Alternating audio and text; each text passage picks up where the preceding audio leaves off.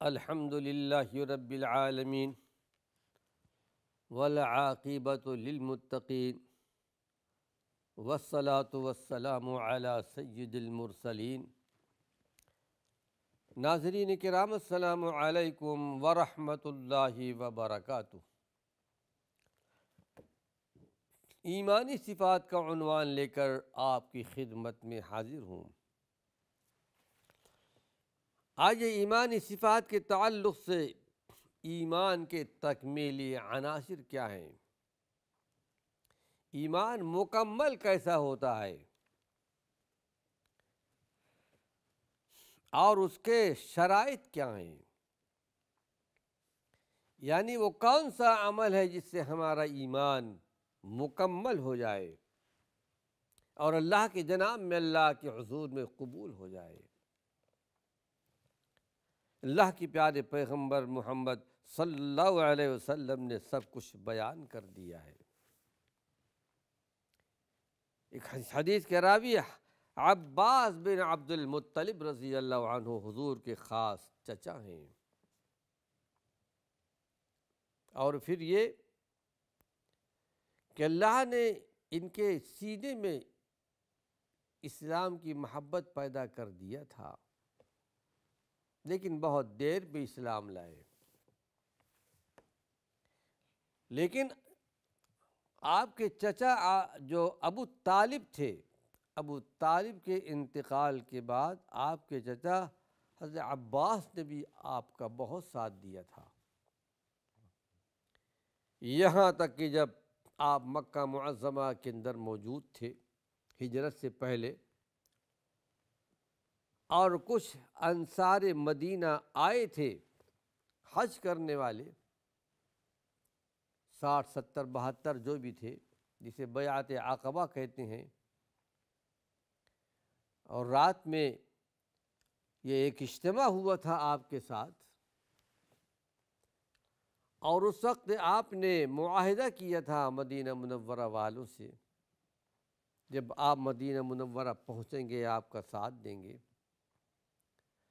اس وقت عباس بن عبد المطلب رضی اللہ عنہ آپ کے چچا موجود تھے۔ کہا دیکھو ہمارے یہ بھتیجے اللہ کے نبی ہمارے پاس موجود ہیں، محفوظ ہیں، ایسا نہ ہو کہ مدینہ منورہ لے جا کر کے ہمارے بھتیجے کا ساتھ آپ لوگ چھوڑ دیں۔ اور پھر ایک دور ایک زمانہ ایسا بھی آیا جو غزوہ بدر کے موقع پر بہت ضد اور مجبوری سے بدر کے میدان میں آپ لائے گئے تھے۔ آپ خوشی سے نہیں آئے تھے، بلکہ جو 70 کفار مشرکین قید کیے گئے تھے اس میں حضرت عباس بھی تھے، لیکن اللہ کے پیارے پیغمبر نے بہرحال ان کو رہائی دی۔ بعد میں آپ اسلام لے آئے، مسلمان ہوئے، اور اسلام میں اللہ نے آپ کو بڑا درجہ، بڑا مقام دیا۔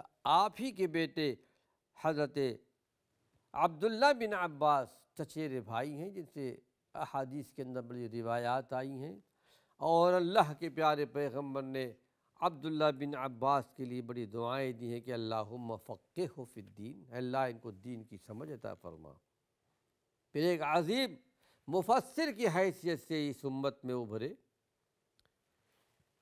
ان کی روایت ہے کہ انہ سمع رسول اللہ صلی اللہ علیہ وسلم، انہوں نے اللہ کے رسول صلی اللہ علیہ وسلم سے ایک حدیث سنی، عباس بن عبد المطلب رضی اللہ عنہ نے۔ آپ ارشاد فرما رہے تھے کہ ذاق طعم الایمان، ایمان کی مٹھاس اس آدمی نے سن لیا، چکھ لیا، ایمان کا ذائقہ اس آدمی نے حاصل کر لیا۔ من رضی باللہ ربا وبالاسلام دینا وبمحمد صلی اللہ علیہ وسلم رسولا، جو اللہ کے رب ہونے پر راضی ہو گیا، اسلام کے دین ہونے پر راضی ہو گیا، اور محمد صلی اللہ علیہ وسلم کے رسول ہونے پر راضی ہو گیا، تو حقیقت میں اس نے ایمان کا ذائقہ چکھ لیا۔ اب یہاں ایک بات عرض کرتا چلوں کہ من رضی باللہ ربًا، جو آدمی اللہ کے رب ہونے پر راضی ہو جائے۔ رب ایک اللہ کی صفتوں میں سے ایک عظیم صفت ہے جس کا قرآن حکیم میں بار بار ذکر کیا گیا ہے، بلکہ اللہ نے اپنی مقدس کتاب کا آغاز بھی رب کے ساتھ کیا، الحمدللہ رب العالمین۔ ساری تعریف اللہ کے لیے جو رب ہے سارے عالم کا، سارے جہان کا۔ رب الانسان نہیں کہا، رب الجن نہیں کہا، سارے جہان کا رب ہے، پالنے والا ہے، پرورش کرنے والا ہے۔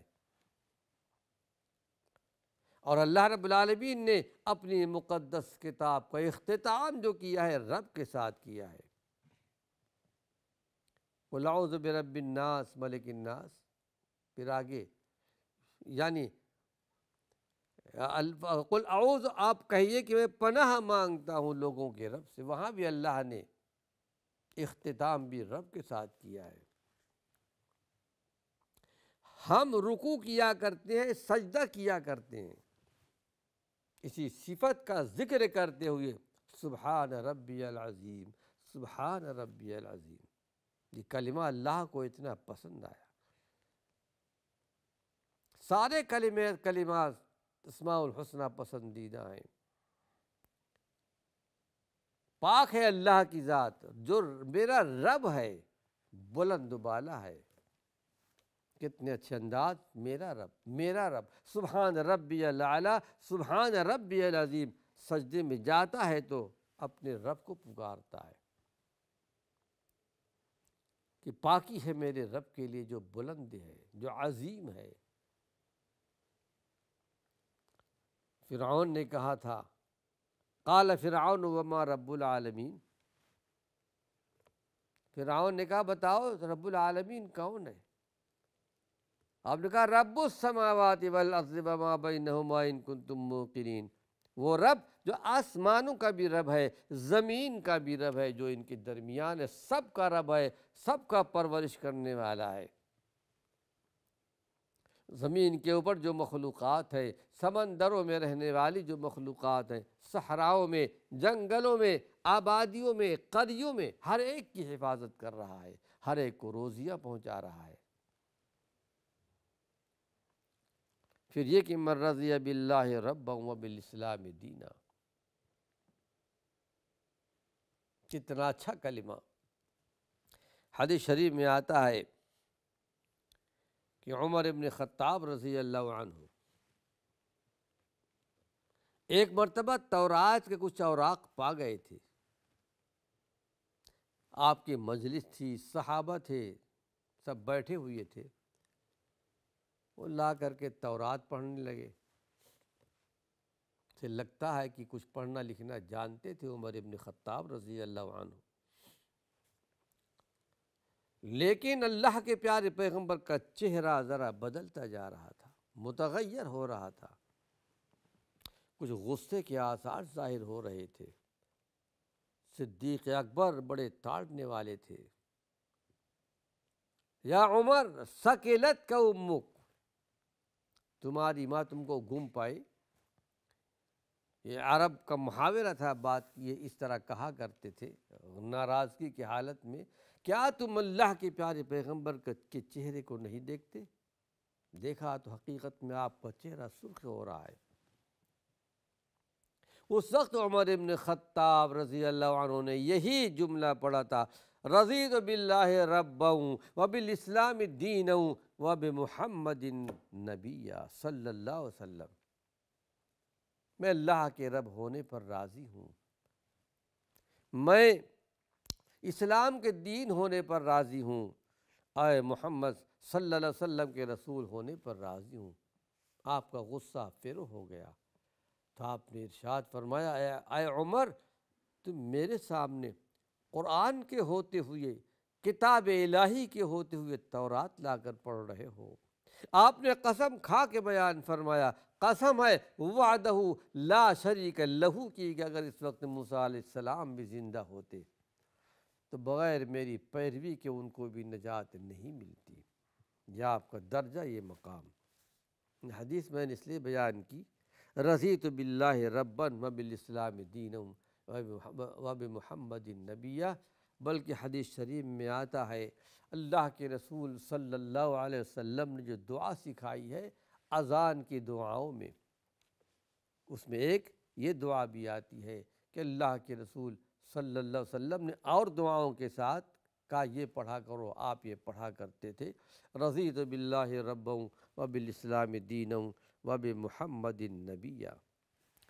تو حقیقت میں ناظرین کرام، فرمایا کہ ذاق طعم الایمان، ایمان کا ذائقہ اس آدمی نے چکھ لیا جو اللہ کے رب ہونے پر راضی ہو گیا، اللہ کے پیارے پیغمبر محمد صلی اللہ علیہ وسلم کے نبی ہونے پر راضی ہو گیا، اسلام کے دین ہونے پر راضی ہو گیا۔ ہم جانتے ہیں کہ ہر چیز کا ایک الگ الگ ذائقہ ہوتا ہے، ایک لذت محسوس ہوتی ہے، لیکن اگر آدمی بیمار ہو، سخت بخار میں پڑا ہوا ہے، اچھے سے اچھا کھانا لا کے دے دیجئے تو ذائقے والی چیز اس کو اچھی نہیں لگتی۔ جو صحت کے زمانے میں مزے لے لے کر کھایا کرتا تھا، کہتا کہ ہٹاؤ مجھے اچھا نہیں لگ رہا ہے۔ اسی طرح ناظرین کرام، ایمان کا ایک ذائقہ ہے، جس کے اندر صحیح ایمان ہو، صحیح توحید ہو، شرک سے بچتا ہو، نافرمانیوں سے بچتا ہو، اچھا اخلاق کا مظاہرہ کرتا ہو، اللہ کے پیارے پیغمبر محمد صلی اللہ علیہ وسلم کی سنتوں پر عمل کرتا ہو، دینی راستے پر چلتا ہو، تو حقیقت میں وہ ایمان کا ذائقہ محسوس کرتا ہے، ایمان کی لذت محسوس کرتا ہے۔ لیکن اگر کسی کے اندر یہ چیزیں نہیں ہوں، ایمانی صفات نہیں ہو، تو حقیقت میں ایمان کا ذائقہ اس کو نہیں ملے گا۔ ہمیں اللہ کی جناب میں، اللہ کے حضور میں دعا کرتے ہیں کہ پروردگار عالم ہم سب کو ایمانی حلاوت اور لذت عطا فرمائے، یہ دین کا بڑا حصہ ہے۔ آئیے اس سلسلے میں ایک حدیث اور آپ کے سامنے پیش کر رہا ہوں، ہمارا ایمان تکمیل کس طرح ہوگا۔ بخاری مسلم کی روایت ہے، انس بن مالک رضی اللہ عنہ جو آپ کے خادم خاص تھے، آپ کی زندگی میں 10 سال تک آپ کی خدمت کرتے رہے، ہمیشہ آپ کے ساتھ رہے۔ انس رضی اللہ عنہ روایت کرتے ہیں کہ قال رسول اللہ صلی اللہ علیہ وسلم، کہتے ہیں کہ اللہ کے رسول صلی اللہ علیہ وسلم نے ارشاد فرمایا کہ ثلاث من کن فیہ وجد حلاوت الایمان، 3 چیزیں ایسی ہیں، 3 نسخہ آپ نے بیان فرمایا، جس کے اندر یہ 3 چیزیں موجود ہوں، وہ ایمان کی حلاوت، ایمان کی چاشنی، ایمان کی مٹھاس پائے گا۔ یہ 3 چیزیں، پہلی بات آپ نے بیان فرمائی، ان یکون اللہ ورسولہ احب الیہ مما سواہما، پہلی بات آپ نے بیان فرمائی کہ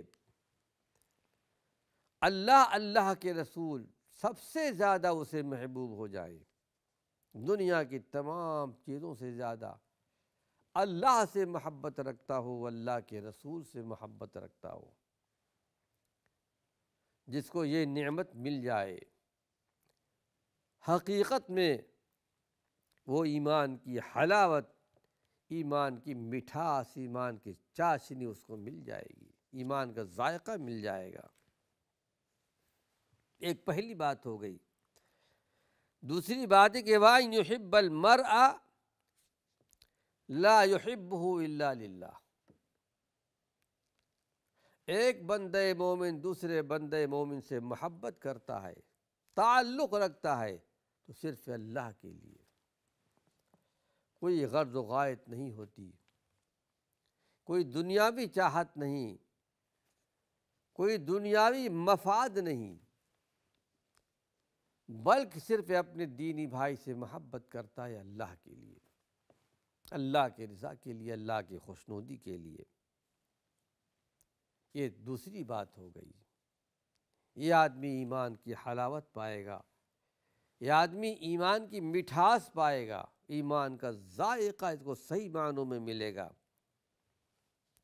اور تیسری بات آپ نے بیان فرمائی، وَأَن يَكْرَهَ أَن يَعُودَ فِي الْكُفْرِ كَمَا يَكْرَهُ أَن يُقْذَفَ فِي النَّارِ۔ تیسری بات آپ نے یہ بیان فرمائی کہ ایمان لانے کے بعد، اسلام قبول کرنے کے بعد پھر کفر میں واپس لوٹنا اس کو اتنا ہی ناگوار ہے، اتنا ہی ناپسندیدہ ہے، جس طرح کہ اسے کوئی آگ میں ڈال دے۔ ظاہر ہے کوئی آدمی آگ میں جانا پسند نہیں کرتا، اسی طرح ایک کفر میں واپس جانا نہیں چاہتا، جس طرح کہ ایک آدمی آگ میں نہیں جانا چاہتا۔ یعنی اسلام سے، دین سے اتنی محبت ہے، اتنی رغبت ہے، اللہ کے رب ہونے پر اس قدر راضی ہے، اللہ کے نبی محمد صلی اللہ علیہ وسلم کے نبی ہونے پر راضی ہے، اسلام کے دین ہونے پر راضی ہے کہ جان چلی جائے، لیکن اللہ کے دین کو چھوڑنے کے لیے تیار نہیں ہوتا۔ یہ تین چیزیں جس کے اندر پیدا ہو جائے، پہلی بات تو یہ ہے کہ ان یکون اللہ و رسولہ احب الیہ مما سواہما، یہ کہ اللہ کے رسول سے محبت کرتا ہے، اتنی محبت کرتا ہے دنیا کے تمام چیزوں سے زیادہ۔